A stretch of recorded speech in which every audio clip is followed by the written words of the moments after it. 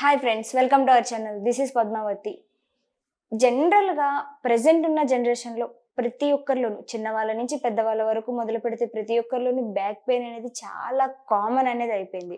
So back pain ఉండడం వల్ల వాళ్ళు చాలా వరకు బరువులు ఎత్తలేకపోతారు, చిన్న వయసులోనే ఏ పని చేసుకోలేకపోతారు. సో అలాంటి వాళ్ళ కోసం ఏ యోగాసనాలు వేస్తే బెటర్ అంటారు, ఎలా ఉంటే బెటర్ అంటారు, ఏ టైప్ ఫుడ్ తీసుకుంటే బెటర్ అంటారు, ఇలాంటి మరెన్నో ఆలోచనలు అయితే చాలా వరకు ఉంటాయి కొంతమందిలో.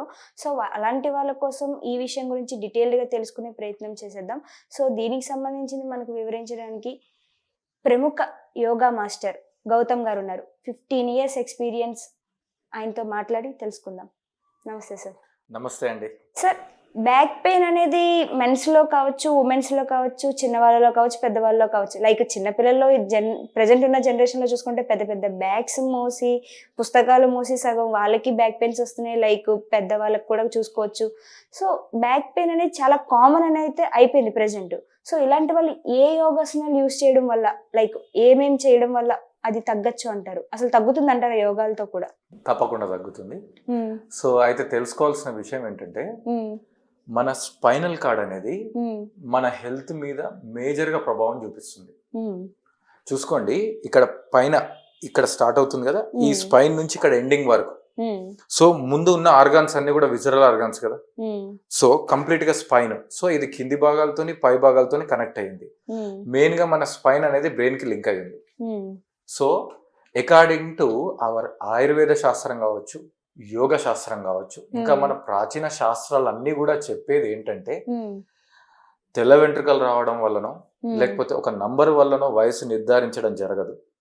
వాళ్ళ యొక్క స్పైనల్ కార్డ్ యొక్క స్ట్రెంగ్త్ వల్ల వాళ్ళ యువకుల ముసలి వాళ్ళ అని చెప్పి డిసైడ్ చేస్తారు. ఎగ్జాంపుల్, మనకు మహాభారత యుద్ధం జరిగేటప్పుడు కృష్ణుడి యొక్క ఏజ్ 86, అర్జునుడి యొక్క ఏజ్ 80.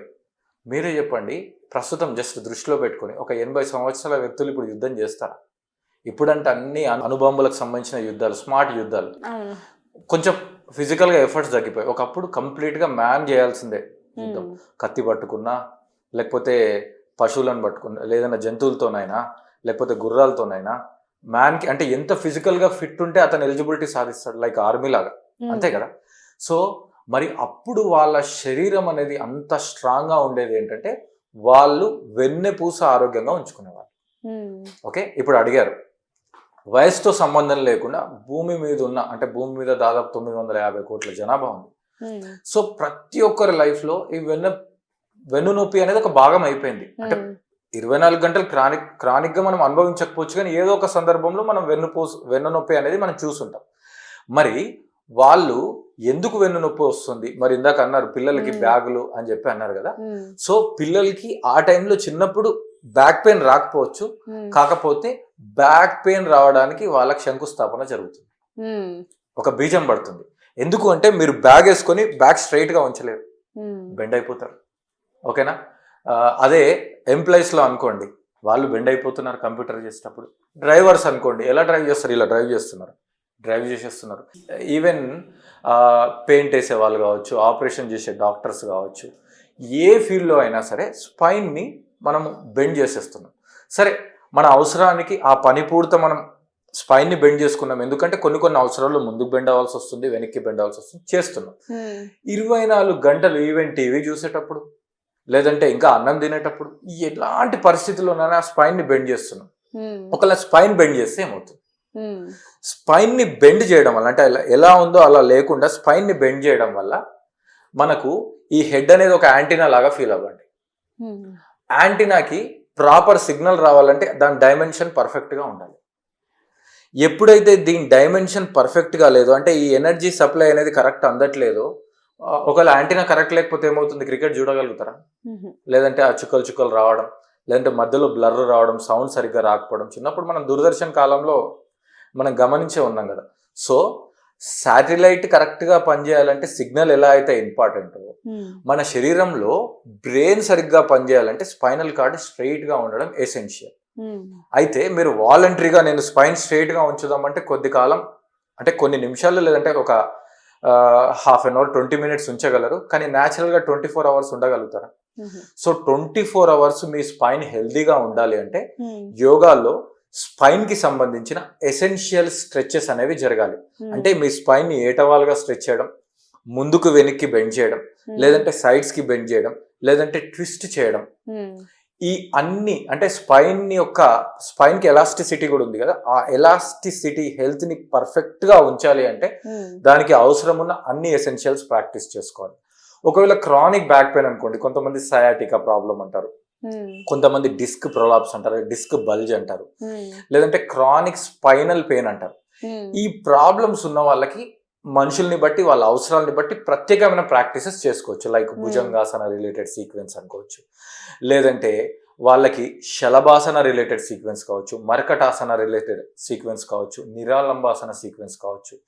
వాళ్ళ కొంచెం స్ట్రెంగ్త్ వచ్చిన తర్వాత ధనురాసన రిలేటెడ్ సీక్వెన్స్ కావచ్చు, పర్వతాసన రిలేటెడ్ సీక్వెన్స్ కావచ్చు, లేదంటే వాళ్ళకు ద్విపాద ఉత్తానాసన అంటే వాల్ సపోర్టెడ్ 2 కాళ్ళు గోడకు పెట్టి 90 degrees లో రిలాక్స్ అవ్వడం, ఇలాంటి ఆసనాలు చేసుకోవడం వల్ల వాళ్ళకి స్పైనల్ స్ట్రెంగ్త్ అనేది క్రియేట్ అవుతుంది.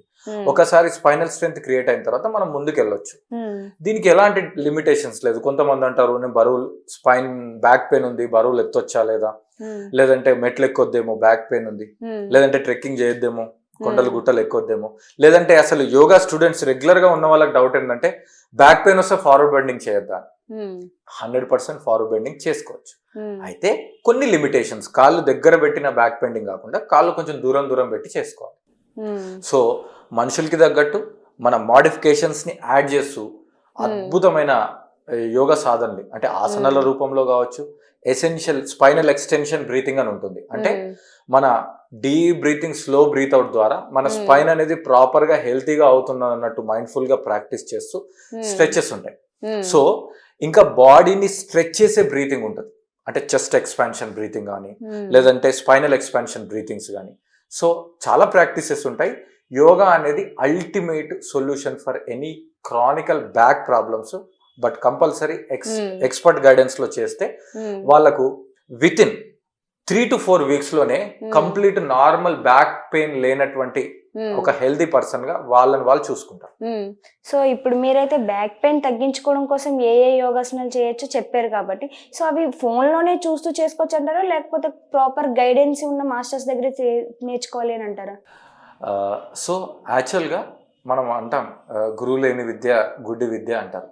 కాకపోతే ఇక్కడ సోషల్ మీడియా కూడా ఒక మన గురువే.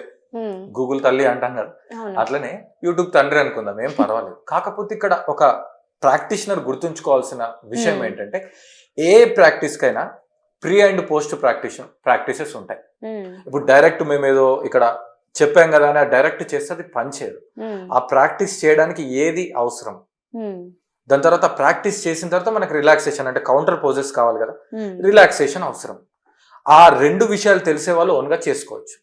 రెండో విషయం, ఎప్పుడైతే సోషల్ మీడియా కానీ ఏదైనా వీడియోస్ కానీ లేదంటే బుక్స్ చూసి మనం చేస్తే అది రైట్ ఆర్ రాంగ్ గా చెప్పే వాళ్ళు ఉండరు, ప్లస్ కన్సిస్టెన్సీ ఉండదు. అంటిల్ అన్లెస్ మీకు ఏకలవ్యుడు అంతా ఒక స్ట్రాంగ్ బిలీఫ్ సిస్టమ్ ఉంటే మీరు చేసుకోవచ్చు, ఏం పర్వాలేదు. మన శరీరమే మనకు పెద్ద గురువు, మంచి చెడు మనకు చెప్తుంది. కానీ ఆ చెప్పే విషయం పట్ల మనం వింటున్నామా లేదా గమనించుకోవాలి. సో కావాలంటే బేసిక్గా మీకు ఆ ప్రాబ్లం సెట్ అయ్యేటప్పుడు ఎసెన్షియల్ ఒక మంచి ఎక్స్పర్ట్, యోగా ఎక్స్పర్ట్ అంటే 10-15 years ఎక్స్పీరియన్స్ ఉన్న టీచర్ సపోర్ట్ తీసుకొని ఆన్లైన్లో కానీ ఆఫ్లైన్లో తర్వాత ఓన్గా చేసుకోవచ్చు. సో ఇలా చేయడం వల్ల కొంచెం ఫలితాలు ఉంటాయి అని అంటున్నారు. అద్భుతమైన ఫలితాలు ఉంటాయి. సో ఇలా తెలియని విషయాలు మరెన్నో తెలిసేటట్టు చేసినాయి. Thank you so much sir. And ఇలాంటి మరెన్నో విషయాలు తెలుసుకునే ప్రయత్నం చేస్తూనే ఉండం అండ్ చూస్తూనే ఉండండి. Thank you for watching.